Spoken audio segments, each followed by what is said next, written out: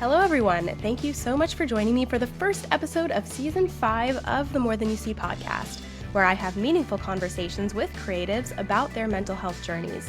Please note, I am not a licensed practitioner or a therapist, but an actor and a filmmaker who is deeply interested in sharing my own stories and exploring the mental health of others. My hope is that these conversations bring you some joy, some personal understanding, and some tools so that you can build your own mental health toolbox. Hi, everyone. Like I said, welcome to Season 5, Episode 1 of the podcast. I am so thrilled to have you here, whether you are a regular or whether you are joining us for the very first time. We've got some really incredible interviews coming up this season, but we do have some changes that I'm going to go over in the next 60 seconds or so, and then we're going to dive into this incredible interview with Jesse, and I'm going to tell you all about him in a moment. So some changes this year.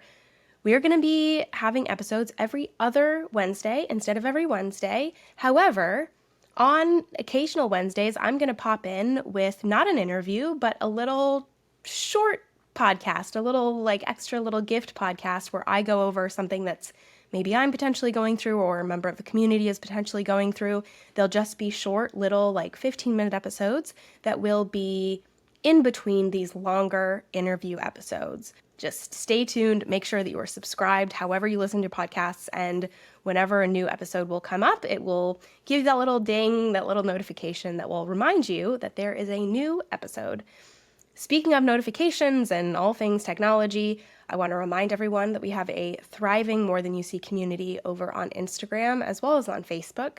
The links for those are in the show notes, so please join us there. I have committed to sharing more of myself, more of my own struggles, more of my own thoughts on those platforms. And so, these interviews are things that I record potentially a month in advance and then release them to you. But what I post on social media is live and what is going on with me right at that moment, as well as with the community. And I hope that that potentially helps you and helps potentially shed some light on something that you are going through at this moment as well. Again, I want to thank everyone for being a part of this community. Please share this with someone who might be interested in also exploring their own mental health or listening to these conversations with creatives. I'm really focused this season on looking at identity and this idea of what are we more than? So we're more than you see, but I am more than an actor. I am more than a podcaster. I am more than a bonus mom to my partner's 2 children. I am more than so many of those things, so many of those labels. And I want to really dive into that this year, because I think that identity and labels are something that we kind of cling to. And I'd like for us to start going outside of that and exploring who we are outside of societal expectations of us. So that is what we are going to be diving into this season. Without further ado, let me introduce Jesse Lipscomb. Jesse is, as one of my friends put it, one of the most versatile humans on the planet. He is an actor, an author, a visual artist, a motivational speaker, an athlete. He developed a tabletop game to combat racism. He did a TED Talk about an experience that he had on set. He has this whole movement called the Awkward Movement. He is also now known as the Art of Doing guy. He has so many different things that encapsulate who he is. And it was one of the most inspiring interviews that I've honestly ever had for so many reasons. And I'm just really, really excited to introduce you all to him today. Some of the key things that we, touch on is the impact of mental health on the world, the impact of mental health on children, because he has children, and we talk about the importance of raising children with an open understanding of mental health. We talk about finding joy and self-care and how important that is for our well-being. We talk about balancing social justice work with your other passions and how that is possible. We also have very frank conversations about his acting career and the fact that his social justice work potentially has kept him from expanding in his career and exploding the way that he potentially could, but he would not have it any other way. His social justice work and what he does with the awkward movement, the make it awkward movement, is one of the most important and key parts of his livelihood and his, the way that he shows up in the world.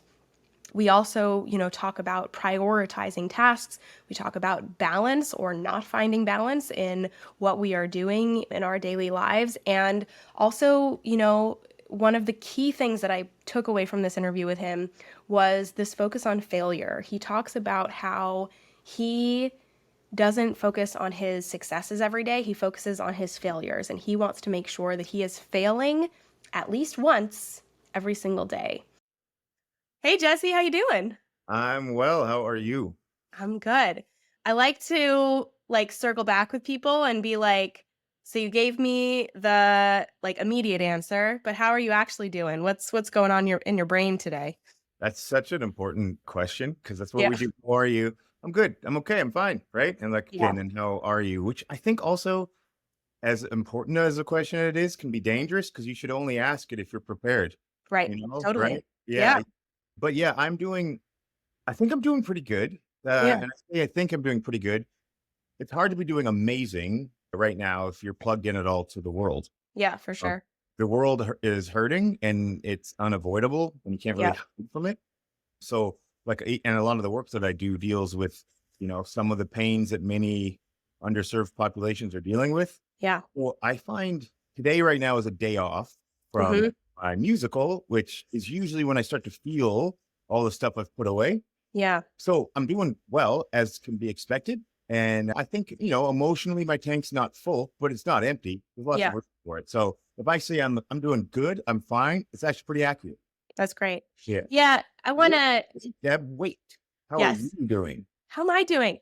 I am doing I'm doing pretty good. I have my partner has 2 kids, and so we had the kids this weekend, and so I'm kind of new into the stepmom Mm, relationship. I've been living with them for about a year, and so I'm still finding that balance about not giving myself 100% to them and then being, completely depleted and exhausted when they are at school, and just, slowly finding those boundaries and finding the times to check in with myself and make sure that I'm doing pretty good because it's so important. Like you have one child, correct? three, You have three. three. Oh my Yeah, gosh. yeah. Yeah. I And mean, very it's similarly, I like my current wife stepped in as a stepmom to my okay. shoulders, and a lot of what you're saying has been echoed, and it's that finding that balance and the evil stepmom trope that nobody wants, and understanding like what the role is. So I Yep. empathize with you, and I could tell you from years later, the consistency of just being there has been pretty amazing for them. Yeah. No, I mean it's so important to figure out definitely that balance and then to figure out how to I mean even as a parent just for your own kids where you're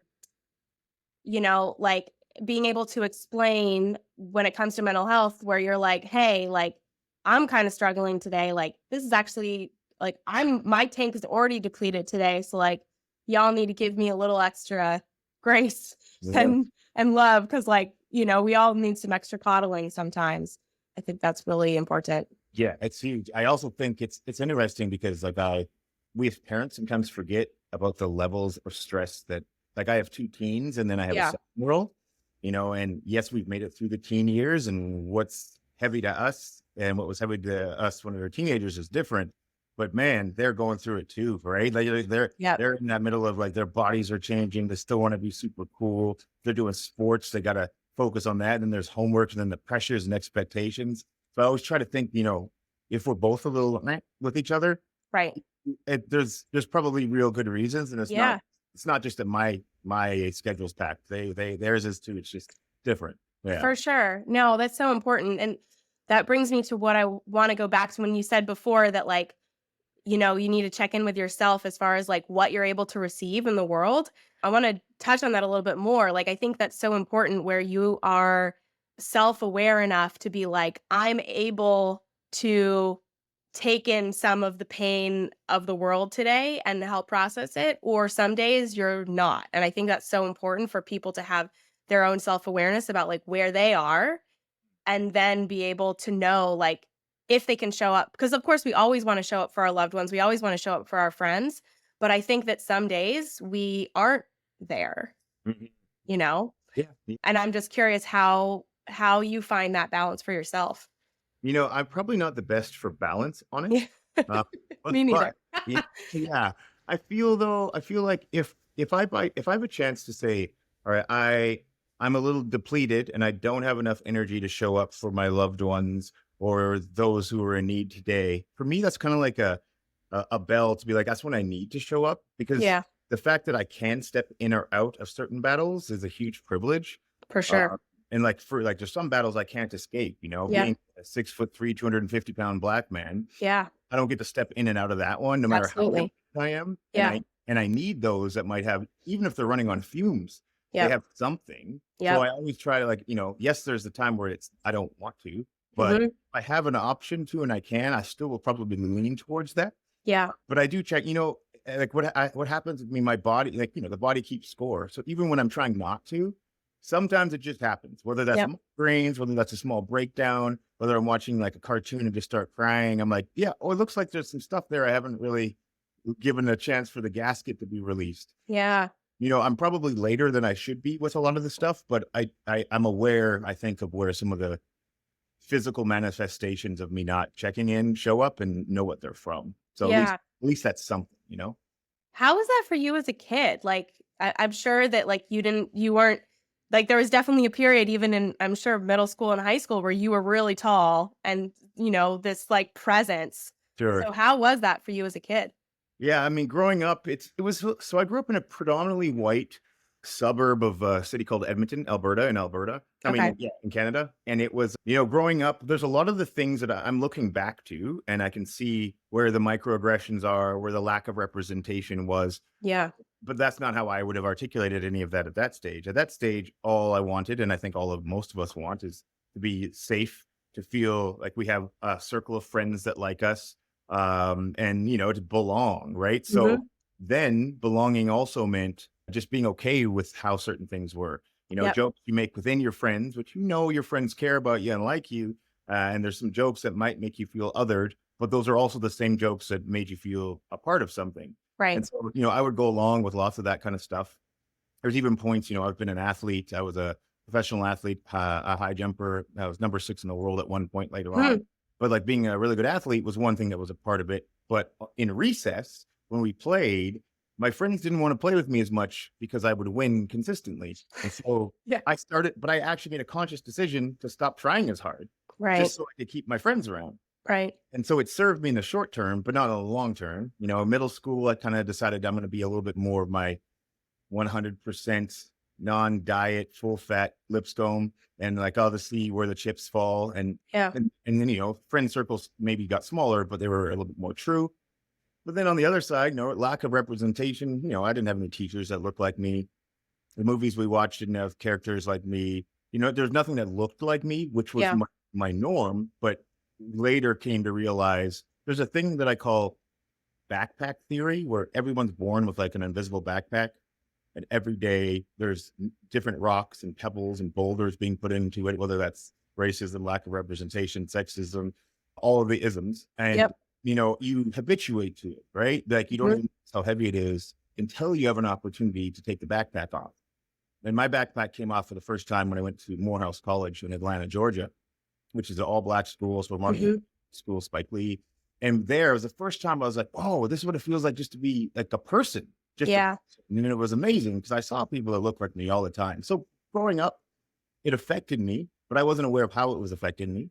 And so as a result, it was my norm to be adversely affected on the daily. But Right. I didn't know that's what it was. Right. Mhm. So I don't want to say I grew up and it was so difficult. It really wasn't. Right. Knew of. Right. Mhm. But looking back, I'm like, man, what could have been possible? What would that have matriculation through school looked like had it been different? And Yeah. that's me trying to make it look that way for some folks coming through now. For sure. That's really, really awesome. I love that, the backpack theory. Yeah, yeah. It's so interesting because I'm from LA. I'm from East LA, from Pomona. Oh, And yeah. so I actually went to a school that was predominantly not white. That was predominantly like Latina and Black and Asian, and so it was so interesting because for me, like diversity was very normal. And then when I went to college, I remember the first time that I had the full understanding of like not being represented in modern culture was where we were doing education around LGBT communities and talking about like how picture frames of families are always men and women in Right. families. Right. And that was like the first thing that I was like, oh, it's just those minor things that we don't even think about as kids Yeah. Yeah. that you completely like, if you grew up with 2 moms, you went to Target and looked in the picture frame section, you would never see two moms as Yeah. part Yeah. of the Yeah. family, you Yeah. know? The So small I think things are so yeah, important. They're it huge. is. Even just recently, my mom, not recently, but last 10 years, she bought all of her kids these browndages, or there's other Mhm. brown aids, right? So Right, different shades of brown band-aids. right. I remember I put one on my leg, and I didn't even have a cut or anything. And I put it on my knee, and then I couldn't even see it. And I didn't Mhm. to have like a visceral reaction. Like I teared up. Yeah, yeah, I'm a grown man, and I felt seen. And I was thinking like, yeah, how that would feel for a little kid going to the office for a little boo-boo, and yeah. having a pink salmon Band-Aid on their Right, beautiful chocolate skin. They have something right. that, just like those small, and those are the things like Yep, taking a rock out of the backpack. right. Hey, let's do a photo shoot with 2 moms, taking a rock. Like, where can we Yep. take rocks out? Absolutely. Yeah, Yeah. that's awesome. And so was that something like I don't know, your history if you've had any like really deep mental health difficulties or anything, but was that something that like was that a conversation that you had in your household as a kid or was it more like did you talk about your feelings a lot as a kid? Yeah, feelings were wide open in That's our awesome. household, which was nice. Yeah.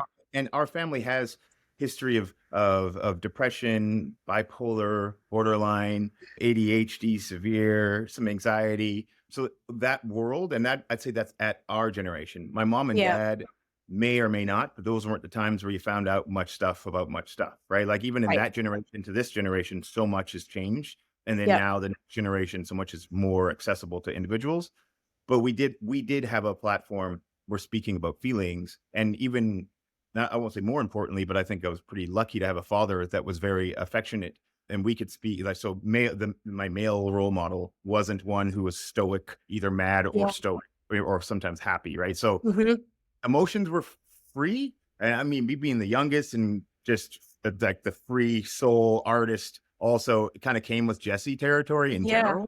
that's great. So that's great. That's great. You know what I mean? Like I grew up I was undiagnosed ADHD, but sort of Mhm. my mom knew what it was, and so did the teachers, but they made it okay for me to learn. Like, I was Right. really smart, but I also was a problem in the class. So they had me like building cubbies and like doing chores in the school while also doing school, which helped me stay busy. And probably, if I look at my professional life now, it makes sense that Yeah. multiple companies, like I'm running different things here, doing a acting gig over here, all that stuff checks out. Right. So, Right. but I didn't know why it checks out, but now I do. Yeah, for sure. Yeah, I'm gonna ask you about, what you do in a second, but Yeah. I wanna jump about like talking about your childhood versus like your kids. Like what are lessons that you learned as a kid that you're now, changing or adopting from your childhood that you're instilling in your kids? Yeah. I think like one of the space to exist as they are is super important. That's Yeah. something that I was provided. And another one, whether it's good or bad, I have an expectation for my children to do very well at everything. Mhm. Uh, Mhm.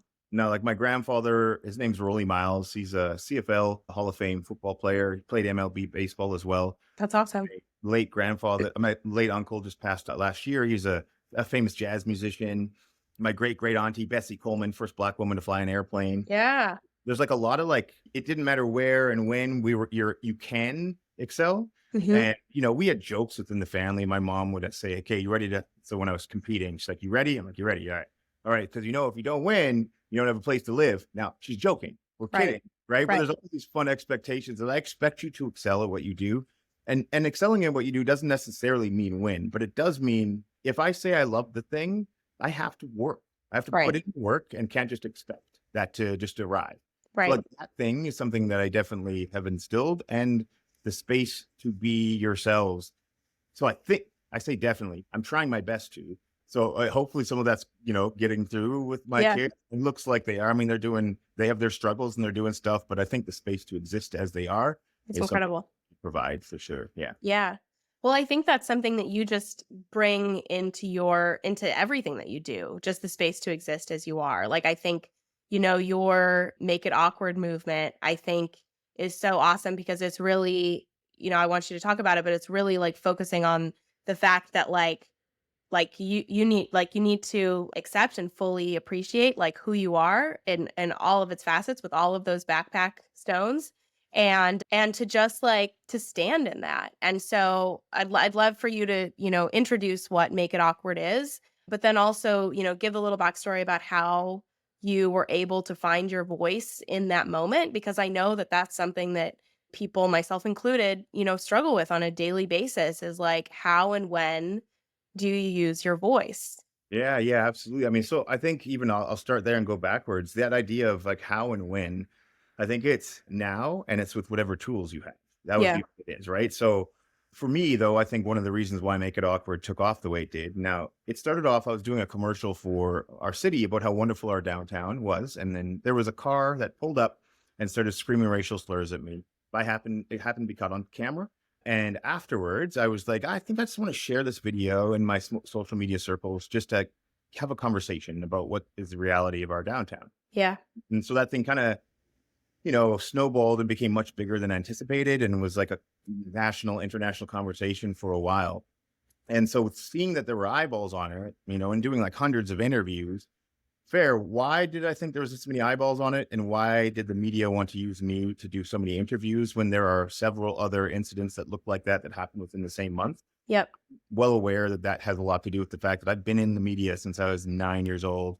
I'm accessible and Mhm. safe as a Mhm. Black man. I Ah, know that, and it's right. not that's a good thing, but I'm aware that Mhm. that's the case. Yep. So some of the tools that I had, that's because I've been interviewed. I've been comfortable in this scenario. So it became less of a threat for many people to showcase this story. Now, Right. so fair enough. Those are the tools I had. And the now part was like, let's just see what happens with this conversation.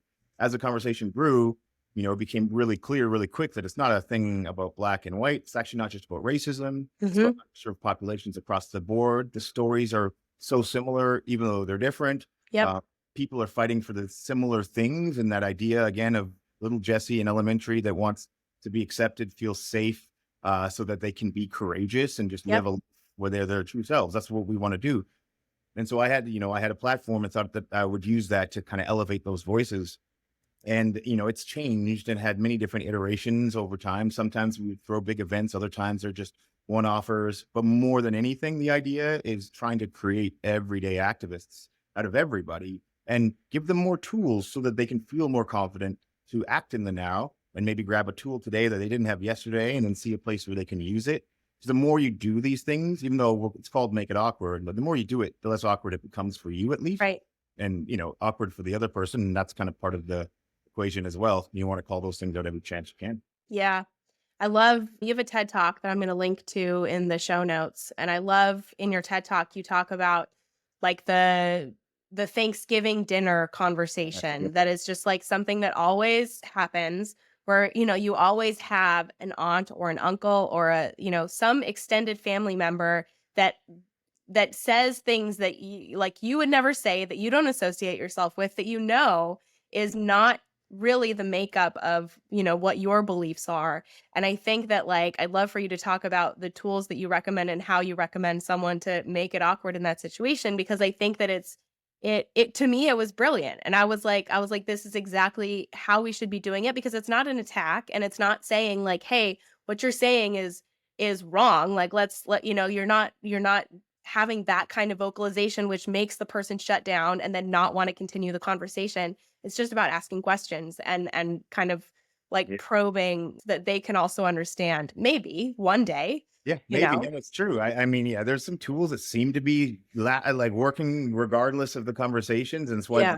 kept them. And the first one is, we call it why. So these are those scenarios. You're at a Christmas dinner, Thanksgiving dinner, a get together with family and close folks, right? And there's always that person who, decides to say something. A lot of the time, it's not necessarily a core belief, but it's something that they've said. It's gotten some laughter. They might Right. have believe a little bit of it due to unconscious bias, but at the end of the day, you hear it and you know it feels wrong. You probably other people feel the same thing. And what we normally do in those situations is we laugh a little bit because we want it to just move along. We're like, haha, funny, hope you'd stop talking. Right. But truly, those are like the key moments where we don't do that. And we just ask that question, why do you think what you just said was okay? Just curious, because for me, it felt the opposite. It felt, it felt cruel, mean, dangerous. But I just want to know why you thought it was okay and give them the space to answer. They're already like on the quote unquote stage, right? So let them Right. answer the question. Usually the answer is like, oh, come on, don't be so sensitive. Oh, you're a social media justice warrior, blah, blah, blah. That's fine. But just let them answer. And usually what happens is the arguments dissipate really quick because there's not a lot of real arguments on why that would be okay.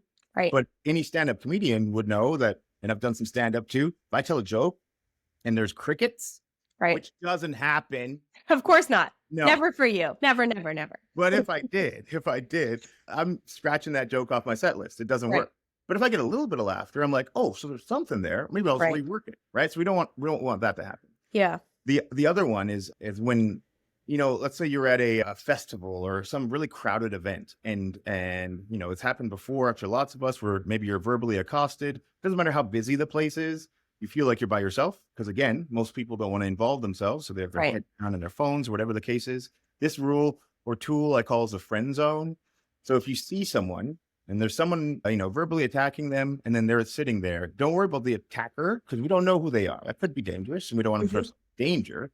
But instead, focus your energy on that other person and just sit next to them and tell them, hey, listen, this person's not speaking on behalf of everybody here. What's your name? What are you doing? Where are you going? And then maybe someone else jumps in that conversation. And maybe after a little bit of time, the tables turn and there's just one wild person over here speaking nonsense. And the rest of us are just making new friends. That goes the way as well. Yeah. And then the last rule that we use is called get the lettuce out. So this is like, I don't know if this is video or if it's just going to be audio, but let's just say I came here and I put on my shirt, put my hair up, and I think I'm looking fly. And I smile and I have a big piece of lettuce in my teeth. Now, Deb, if you didn't tell me there's lettuce in my teeth, I think that's friends off. You have to tell me before we go out, right? Yep. Now we assume that lettuce is like a racist remark, a sexist remark. Now, you know that that's not who I am, but yet I'm displaying it. It's our job to tell our friends when they're doing something that is fully out of character. Yeah. Because we would want them to tell us. We would want them to tell us, hey, there's lettuce in your teeth, right? So there's like these three real important ones that work everywhere. Yeah. And none of them are starting fights. They're just questions and putting yourself in a position to spread a little bit more love than fear. Yeah. That's really, really awesome. I think they're brilliant. And I'm sure I'm going to be using one in the foreseeable future. So yeah, unfortunately, probably. Yeah, unfortunately, probably. Wonderful. So I want to jump a little bit to, what you do. So you're, an actor, you do stand-up comedy sometimes, you're a singer. And I want to, ask you like how you really found your voice in that and how you balance kind of doing this like, social justice work with your acting thing. Because I think that sometimes as actors, I'm an actor as well.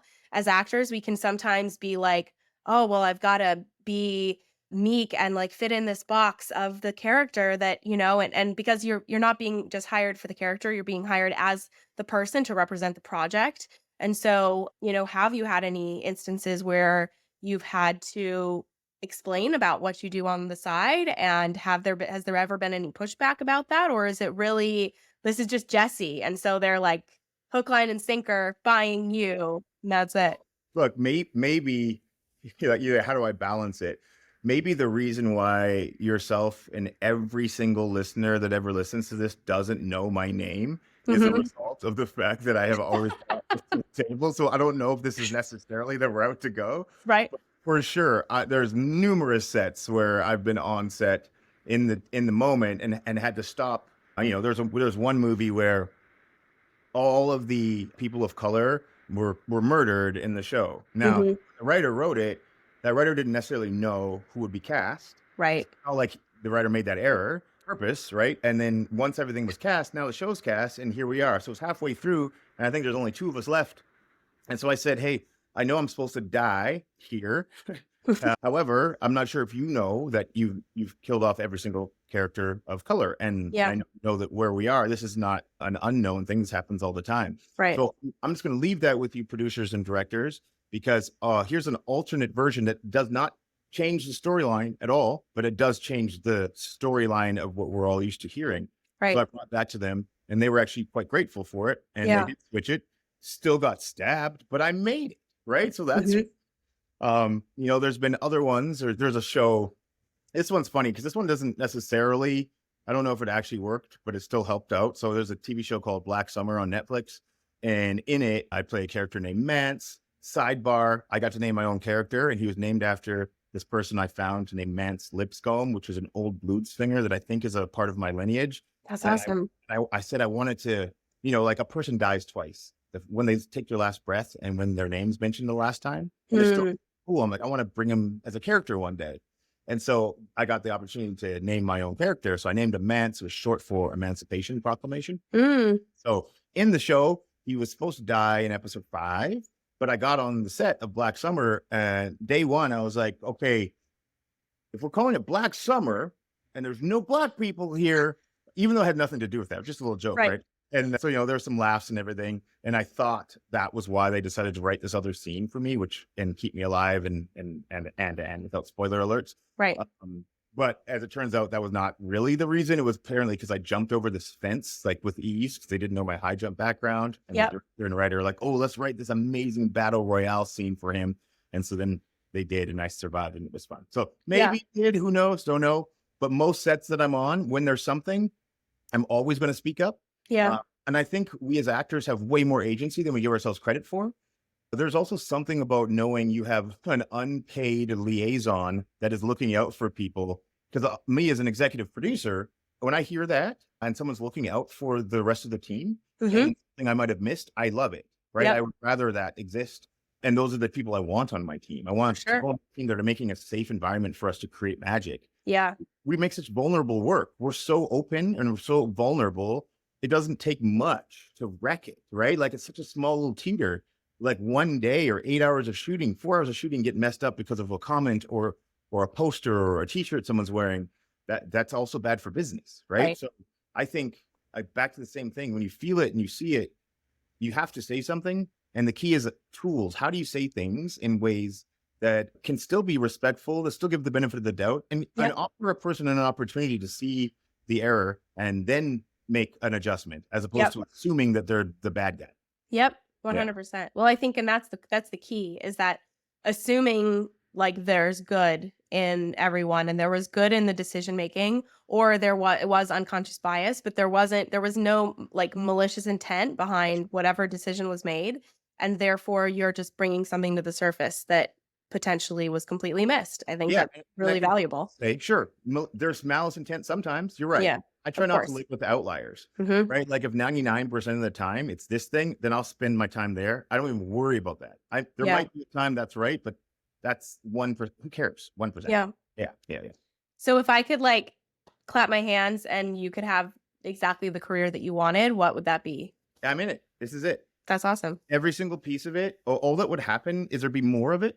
Yeah. It'd be more of it. Some things would be on a larger scale and have the ability to reach more individuals. But like, from a very early age, after I graduated university, and then more so after I retired from sport, that's what my life looks like. I want to create. So I've said I'm a professional passion follower. It used to be like my label, but I want to create things. I want to connect with people. I want to compete. I want to help other people build the lives they want and see their possibilities. And I want to play, right? And so, the vast majority of what I do, that's what I do. So I don't think I'd change much. That's amazing.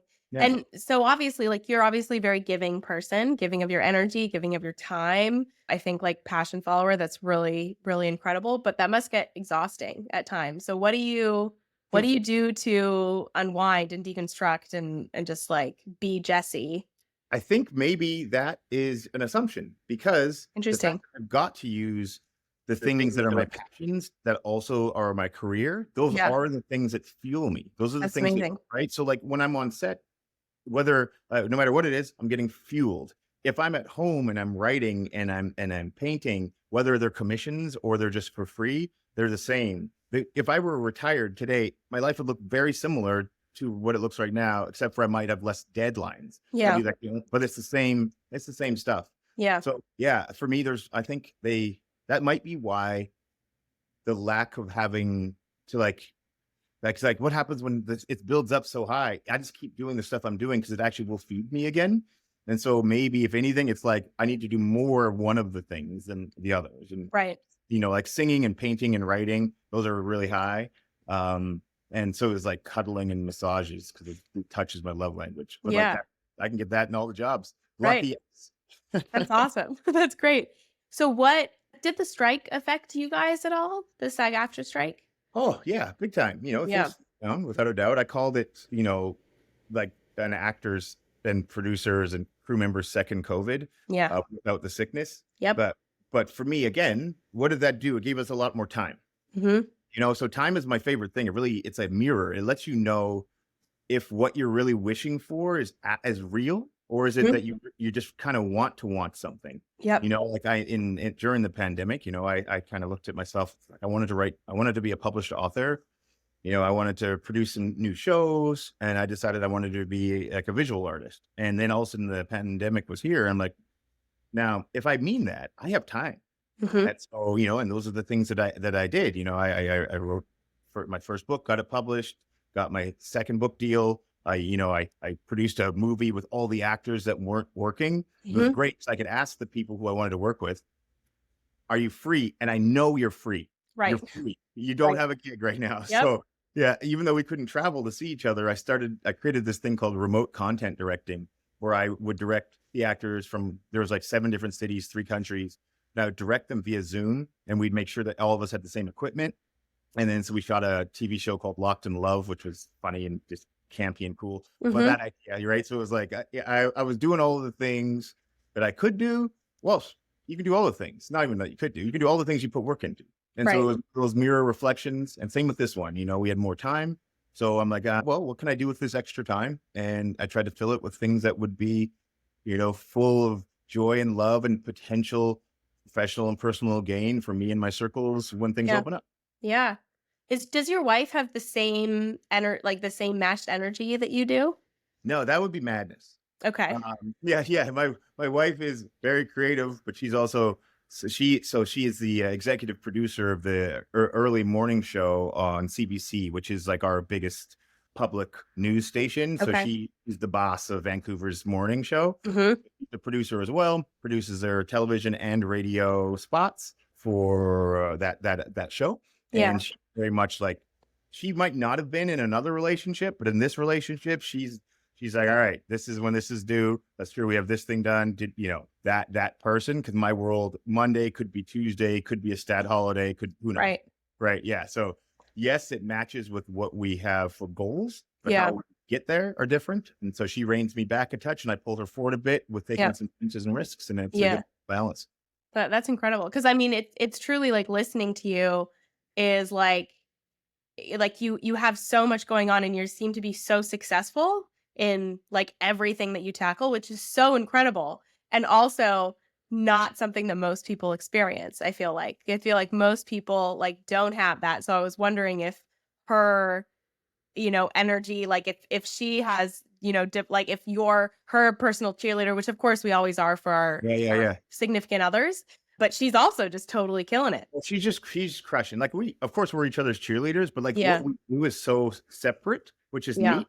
But yeah, no, she crushes on her own, is fully capable, way cooler than I am, and it's awesome. It's good. Yeah. So what do you do if you fail? Or you just spin it? You can't fail. Yeah. Exactly. Yeah. You can either quit or you stop breathing. Yeah. Because what's the number? When have you failed? When it didn't work one time, 20, 100? There's no fail. It's like it's this thing I'm trying to do isn't providing me what I thought it was, so I'm gonna try something else. Yeah. And then in it, I learned that and a bunch of other things. There's this like there's this weird thing like failure, like, and I don't mind the term because I like you want to kind of try to fail. Totally. Yeah. And that, like, even as a high jumper, I couldn't win until I failed 3 times. I had to knock the bar off 3 times before I could even say I won. Yep. It's cool. like the idea of failure in that sense has always been something to like look for. Mm-hmm. Because if there's nothing I'm failing in my life, like I probably could do a bit more. Babies know it. Toddlers know it. They're pushing edges left, right, and center to see how big their world is. Yeah. And then as we start to think we know how big our world is, we stop looking for edges. Yeah. And the edges is where all the great, cool things are. Everything that's fun comes from the unknown. Yep. Everything. Like all this, even when it's scary, like right on the other side, there's so much cool stuff. Yeah. And we know it like logically, but we don't look for it on the day. Yeah. Yeah. Your mindset is so aspirational. Like what if, like, let's say that you do something and it doesn't come out the way that you want it to. Daily. Yeah. Yes. Yeah. So how do you, like, are you big into meditation? Do you go for walks? Like, what do you do when you're like then reconstructing your brain and being like, okay, now I'm going to tackle it this other way? And yeah, you know, it's so, I think that process has changed over time. yeah. In my early, let's say late teen, early 20s, if it didn't feel good, I just stopped and I'd do something else. And it was so I didn't finish as much as I should. Then there came a point probably around mid 20s where it became important. Actually, it wasn't mid 20s. I know when it was. It was when I retired from track and field. So I retired because I had a stroke at like 28. Mm. And I remember it was kind of like a blessing in disguise because it allowed me to take a look at what failure looks like. I didn't compete in the Olympics, even though I was in the top 10 in the world. Yeah. And for a while that felt like a failure. Mm-hmm. But then I looked at it. I'm like, actually, no, I did all of the things I could do here and it provided me with a ton. And then I had to change direction. So this thing came to this natural conclusion. So quite opposite of a failure. I literally took it to the end that it could be and then moved on to something else. And I said, you know, I'm going to make sure that I take things to their natural conclusion, even if I'm not enjoying them. Two things happen with that. One, I won't embark on something that I'm not willing to go through the ups and downs with. It just seemed exciting right at the beginning. And then two, if I do go through it, I know that I have to finish this thing. And it also might mean that I don't have room for something else until I'm done something. So even that process just started to organize my life and allowed me to say, listen, if I stop this, I have to take out one of these other things that I said I wasn't going to quit. So then a little bit of fire into my butt to finish something. So there's room for something else. Right. I then in turn stopped letting other people down as much, stopped dropping the ball on things. And then everything started to roll a little bit better. Yeah. So yeah, I mean, for me, that's, you know, when things don't go well or don't go as expected, to be honest, that's expected. I expect things to not go as expected. Right. If something went exactly as I planned, I'm like, I'm missing something. Something's wrong. You know, I mean, it doesn't matter if it's a show, if it's a project, it's never going to go as expected. So now I'm kind of like looking for what is going to show up unexpected because almost every time that's when it gets better. You know, you've lost like I had my whole paper saved and then it's gone. And then you're upset and you rewrite it like, wow, he's better. It's better. Yeah. Okay. Now I'm going to ask you 5 rapid fire questions. What is your go-to comfort food? Candies, sour candies. Oh, wonderful. Chewy, gummy? Yeah, chewy. Gotta be gummy, chewy. That 1000%. Nice. Yeah. Are you a morning bird or a night owl? Both. I love them both because I can also nap. So, yeah. Awesome. What has been your favorite age so far? This one right now. That's great. Awesome. What are you most looking forward to in this year? So far, the thing I'm most excited about is that I got my very first major publishing deal from the Big Four. So I got a HarperCollins book deal. That's incredible. Almost finished it. I'm just doing the last little rewrites. So like first quarter, I'll have an international book release. The book's called The Art of Doing. And I'm going to do a book tour. And all of this is new. I've never done it before. And again, it was a little thing. This is not quick. I'm sorry. It was a little thing from like, you know, the pandemic. I'm like, I want to be a published author. So I self-published a fiction book called Jars, which is about a neurodivergent, non-binary recluse with superpowers. And then, but it was self-published, nothing wrong with that. But the dream was to get and then I got one. Yeah. And so I'm pumped about it. I don't even know what it's going to look like. And I can't wait to learn and share this book. That's really, really incredible. Definitely have to share it with me and I can share it with everyone. Yeah. Final question. What is your go-to karaoke song? Oh, nice call. Right now, my go-to is A Song for You, Donny Hathaway.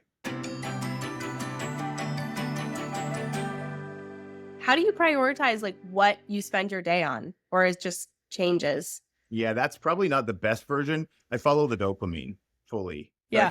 I'm like, what am I excited about? Yep. Because I would rather do the project that I have a gas tank of a dopamine and excitement in, because I'm going to drain it Hmm. with that project. So I will always start highest dopamine project first, and I go down that. So highest dopamine project first, but the least exciting piece of it. Mm. Like the thing I don't want, like for example, I'm doing a show right now where I have to do some grant proposals. I'm very excited about the show. I don't want to do the grants.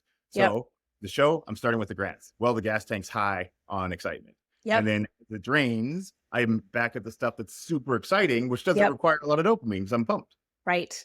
Yeah. That's so smart, because it definitely is, like there's always projects that we always have going on, but we want to maintain our excitement, so we can only do the things that are exciting us instead Yeah. of doing the things that are less exciting. You're still drained doing exciting things. And now all you have left are the vegetables on your plate. And you already ate the dessert and the main course. And now like, unless you love salads and vegetables first, but you I mean, I do, but yeah, some people like to eat autumn on their plate. I don't yeah. understand. So what do you like? What's your goal with your Make It Awkward movement? Like what would be your dream as far as that? I don't think, well, what is my dream? My dream, I think, is just to equip more people and myself with more tools and more ways to create safer spaces for people. I don't think there's an end goal. Mm-hmm. We collectively change all the time. Even if we were to say, okay, we got rid of this one problem, we as humans will create another problem. We do that as part of who we are. Just that's how we are as human beings, no matter what. And there's a good and bad for that. We're always looking for problems to make things safer. So I don't think eradicating hate and all discrimination is a realistic goal. But a realistic goal is that people on like a person to person basis feel more empowered, that they can be a part of affecting positive change. And that thing, if I can do more of that, I think that's the goal, to do as much of that as I can, and to empower other people to do this kind of stuff, which has been happening. So it's not like if I'm not working on the movement, it's not moving. Right. It's bigger than me and beyond me now, which is great. And so just helping other people, whether it's create their own movements, use exactly what I'm doing and do it better. That's the goal. Yeah. So just more of it, and making it better and more effective as I learn more. Yeah. So if someone watches your TED Talk and then they're like, "Ooh, I want to learn more. I want to be part of this movement." What should they do? Yeah, I mean, they could go to any of the websites. Mm-hmm. The Lipscombe.com is a good one. It kind of has a link to all the other ones. Yeah. And there's like tips and tools. There's other, there's this cool game that we made that's like Cards Against Humanity called Not That Funny, which helps take out all the microaggressions in everyday speech. Yeah. There's just like things like to talk about, so you can have more conversations in your own circles.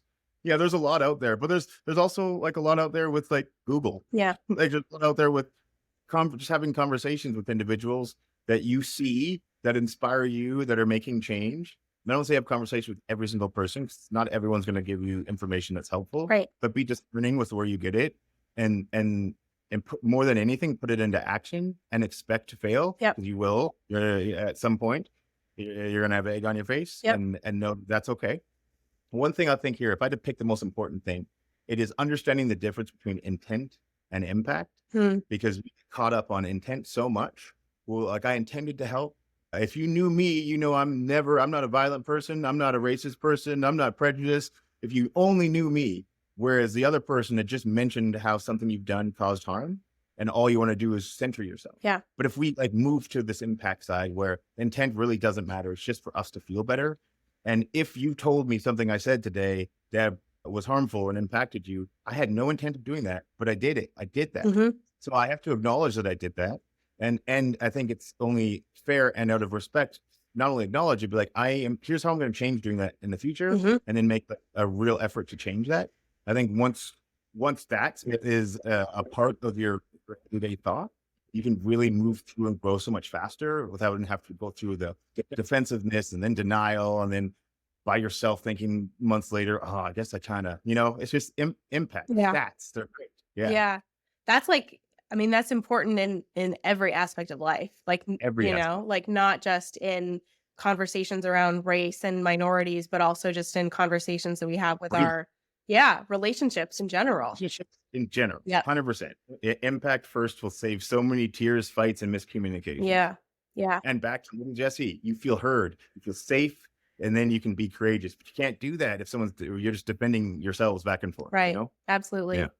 How if someone is listening and they're like, I mean, specifically if someone who is a person of color is listening and they're like, Jesse, you seem to have like such like calm perspective about everything, and you just like you just you're just very calculated about how you are having these conversations, and I'm sure that's from lots of practice and lots of time, and that stuff like that, and someone is right now where they're like, I just get angry, or like I just am very reactive when I'm confronted to those situations. What would you say to help them like work through that? Because I think that that reactivity, I talked in the last episode about how we're all like uber reactive right now. Like we have constantly, through COVID, through the strike, through like Black Lives, like everything that's been happening, we are constantly, our like fight or flight is at a much higher level than normal. And I think that and part of it is because we're seeing systems around us that are constantly failing, systems that are supposed to support us and supposed to protect us that are not. And so people are feeling like they are on their own and they're like little islands that they need to like armor up and like protect themselves. And I Right. think that is just like really increasing our reactivity, which is then increasing the impact that we are having on others that is not the best, and that kind of thing. So going back to my question, yeah, like what would you say to someone? Yeah, I mean, it's true. People definitely are feeling this is interesting because people are feeling more and more unsafe in general, Yeah. day to day.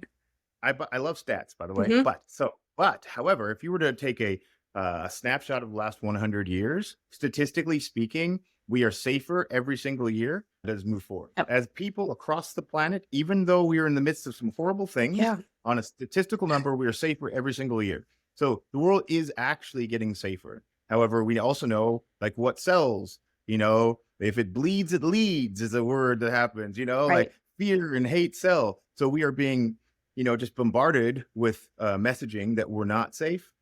And so thus we all are armored up. Yep. We assume that every conversation people are out to get us. And if they're out to get us, I'm gonna get them first. And so now we have wall after wall after wall before we even get to show each other who we actually are. Yeah. And so it does make sense that those emotions are there. Yep. Now, what would I say to someone who's in the midst of that right now? Acknowledge that emotion's real. It's a real emotion. It's a real emotion based on where we are in the world right now. But also, you don't have to sit in it. You don't have to sit in it for a long time. You deserve to give it what it was, but we also have a choice if we want to live in it. Right. Do I want to carry this weight that someone threw at me? It wasn't even mine. They just, look, someone threw a rock in my backpack and I saw it go in. I can choose to carry it, or I can just not. I can move out of the way and be pissed they threw the rock, and that rock is on the floor and I'm going to keep on walking. Or I can put it in there and I can complain for as long as I need to on how sore my back is. And so when we actually have agency to understand that we don't have to carry everything that people throw our way, Yeah. but that way things become less personal. We can be so much more empathetic.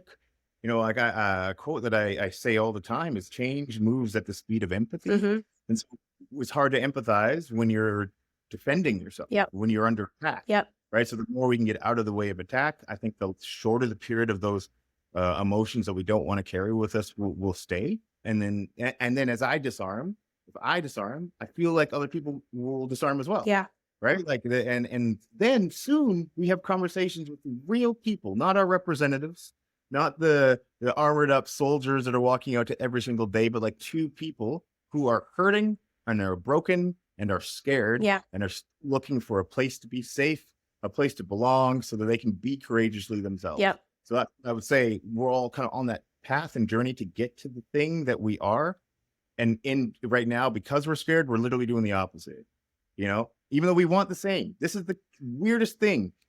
Two people fighting online want the same thing. Yeah. They want to be heard. They want to be loved. They feel unsafe. Right. And I've now decided you're the person that's making me feel that way, and vice versa. We're not having a combo. Now we're fighting and just, adding more to our belief that this is real. Yep. And we both leave as being right. Right. Yeah. Yeah. Nothing, Yeah. Yeah. I think be courageously yourself is like really powerful. Yeah. Because I think that that kind of encapsulates everything that you've been talking about, is the fact that, like, you know, because I think it's also hard. It's hard to be like just yourself, like to the Very point. hard. Yeah, 100% at the core. And this is why allies are so Yeah. important, though, right? Like when people are up in arms about crosswalks being painted with rainbow colors, Mhm. and like, I don't, why can't people just be themselves? They'll throw in my, they can't be themselves because of these kind of individuals who are feeling threatened or very abrasive about folks wanting to be courageously and unapologetically themselves and not wanting to take the time to ask, why does it bother me when someone else is? Right. And sometimes it does because they didn't know that they have permission to be themselves as well. And if I can't, then I don't want you to. There's so many different like tunnels we can go down of the reasons why, Right. but allyship and speaking up for those, even when our tank's low, is that important, even more so that people can be courageously themselves. Yeah. Yeah. Absolutely. That's really incredible. Final question for you. What is there any place in your life where you feel like you still have a mask that you wear? Like More Than You See was really about like the masks that we wear in certain situations, and feeling like this is a safe space to unveil those masks and just like again be yourself. Yeah. So Yeah. Yeah. is there any situations in which you still wear a mask? Yeah, I think like there's a couple of things that popped up as you're saying it, and those are usually ones that are pretty true on a core spot.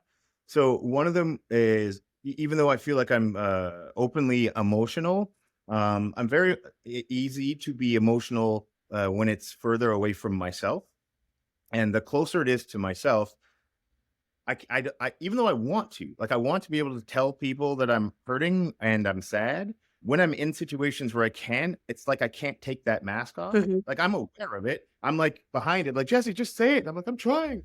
Like I don't know the actual tools, and I'm learning them to be able to do so. So that's for sure one of them. And it's weird. I'm aware of all of the ones that I want to fix, but I don't necessarily have. I haven't fixed them, and I don't know exactly how. The Right. other one is the like asking for help. I don't know like the proper way to do it in ways because right now I've conditioned myself to I can ask for help, and then when I ask for help, the help I get isn't the help I need, and so then I go back to saying, well, I'm burdening someone to do something for me, and then they do it, but that's not the thing. So I'm like, I could just do the thing I think myself, which I know isn't the healthiest thing because I'm being greedy as a friend. When my friends ask me for help, I feel great. Yeah. And I love that I can help them. And I'm not offering that opportunity to people who I love and care because I've made my mind up that this is what's going to happen. And that's a thing I want to work through and be better at. Yeah. But those two masks feel like they're like fastened on, even though I'm aware they're there. Yeah. Yeah. Yeah. Yeah. Well, and it's interesting because the emotional piece is so tied to being an actor. So that, Yeah. clearly is something that, I mean, we all have to constantly work on in order to improve our craft and improve the, Yeah. Yeah. yeah, that's really Yeah, cool. it's funny too. As an actor, here's one of the other ones just popped up. So this will seem weird, but I've never lost my temper. Mhm. Like, so anyone knows me as well, except for one small version. Like I have misophonia. So like when people are chewing with their mouths open or I'm in a movie theater, Uh-huh. I don't lose it, but my whole body is heated and I want to like turn around and smack the popcorn out of their hand. Yep. I don't, Yep. but like that's like closest I've been Uh-huh. to losing my temper. But then as an actor, like playing rage from a place of truth, I don't even know it. Yeah. But I'm also like, I wonder how many things I haven't experienced that way because of these masks too. Interesting. Because I also haven't had I'm not allowed to lose my temper anywhere as Right. a large black man. Right. It's been ingrained that that's dangerous. Right. Right. Right. Like showing your emotions as real as they are isn't something that's just afforded to people that look like me. Right. And then I'm like, oh man, I wish I could tap into some of those things that I've so meticulously pushed away Right. for survival, Mhm. quote unquote. For Right? sure. Uh, yeah, so like that's just another thought about. I was like that's a frustration I have, and probably a mask I wear that adversely even affects some of the work I do. Yeah. That's so Yeah, interesting. I would be so interested to talk to you in like 10 years and see if that's something that you've found safe spaces in order to like act out that rage, because it is so yeah. important, because I think that like on both sides of the spectrum, experiencing any kind of strong emotion helps us experience the opposite emotion in a fuller way. Yeah, Um yeah. That's true. And literally, what I do I love so hard, Hmm. so hard, right? So that's where I pull from, the opposite of it, not the Right. version of the other side. Right. So a lot of that's where they're coming from, because any strong, real emotion we can use to do what we want, Yeah. right? But yeah, that's what's very, very true. That's really awesome. Well, thank you so much, Jesse. I really appreciate it. Thank you. This was great. Yeah, awesome. Thank you again so much for listening to this episode of the More Than You See podcast. I hope that it was helpful for you. I know, like I said in the intro, that piece about failing every single day has been something that since I talked to him, I've been thinking about a lot, especially as we are, in this new year and discovering how we want to potentially move and change and modify some of our habits and build new habits and all of those sorts of things. And I think this idea of failing every single day is so key, because if we're not failing, then that means that we are not trying something. We are not getting outside of our comfort zone. And it really is a goal of mine to fail as much as possible this year so that I can continue pushing myself forward. Again, thank you so much for listening to this episode of the podcast. I look forward to seeing you in 2 weeks when we come back for another interview. And please remember that you and everyone around you is more than you see. Thank you so much for listening, and I will see you in a couple weeks.